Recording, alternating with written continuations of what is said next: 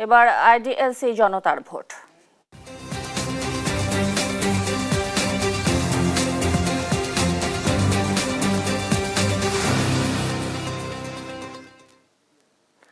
ছুটির দিনে জমে উঠেছে নির্বাচনী প্রচারণা। সব দলের প্রার্থীরা ঘুরছেন ভোটারদের কাছে, নিজ দলের পক্ষে ভোট টানতে দিচ্ছেন আশ্বাসের বাণী।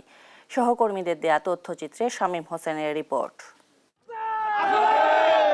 সাপ্তাহিক ছুটির দিন শুক্রবারেও জমে উঠেছে নির্বাচনী প্রচারণা। দ্বিতীয় দিনে জনসংযোগে নামেন কুমিল্লা ৪ আসনের ১০ দলীয় জোটের প্রার্থী এনসিপির দক্ষিণাঞ্চলের মুখ্য সংগঠক হাসনাত আব্দুল্লাহ। সকালে দেবিদ্বার নিউ মার্কেট পৌর এলাকায় নেতাকর্মীদের নিয়ে ভোটারদের কাছে যান তিনি। আমাকে দিয়ে আর যাই হোক সম্ভব, কিন্তু আমাকে দিয়ে কোনোদিনও চাঁদাবাজি, টেন্ডারবাজি, দুর্নীতি আমার দ্বারা কোনোদিনই সম্ভব না। ৪০ বছর ধরে অসংখ্য খুশির মিছিলে ছিল আইডিএলসি, থাকবে আগামীতেও। কক্সবাজারে নির্বাচনী প্রচারণায় সালাউদ্দিন আহমেদ বলেছেন, বিএনপি একমাত্র বাংলাদেশের পক্ষের শক্তি, আরেকটি শক্তি বিদেশিদের গোলামি করে বিভ্রান্তিকর রাজনীতি করছে। যারা ভারতের পক্ষের শক্তি ছিল তারা ভারত পালিয়ে গেছে।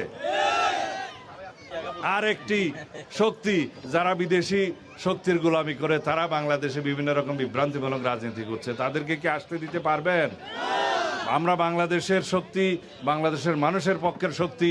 আমাদের স্লোগান হচ্ছে সবার আগে বাংলাদেশ। চাঁদপুরেও জমে উঠেছে নির্বাচনী প্রচারণা। সকাল থেকে চাঁদপুর ৫ আসনের বিএনপির প্রার্থী ইঞ্জিনিয়ার মমিনুল হক ইউনিয়ন ভিত্তিক পথসভা শুরু করেন।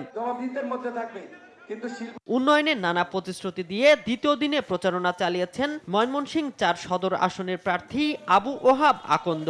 আমি এই বৃহত্তম শহর বানাতে চাই এবং এই এলাকাকে উন্নত করে আমরা বিভাগীয় শহরের ন্যায় অন্যান্য বিভাগীয় শহরের চেয়ে আরো আধুনিক রূপায়ণে আমরা রূপায়িত করতে চাই। লক্ষ্মীপুর ৩ আসনে বিএনপি প্রার্থী শহীদুদ্দিন চৌধুরী এনিউ সকাল থেকে শুরু করেন জনসংযোগ। ২০০১-এ যেহেতু আমি নির্বাচিত ছিলাম, এলাকার উন্নয়নের সঙ্গে জড়িত ছিলাম, সন্ত্রাসমুক্ত লক্ষ্মীপুর তখন গঠন করেছি।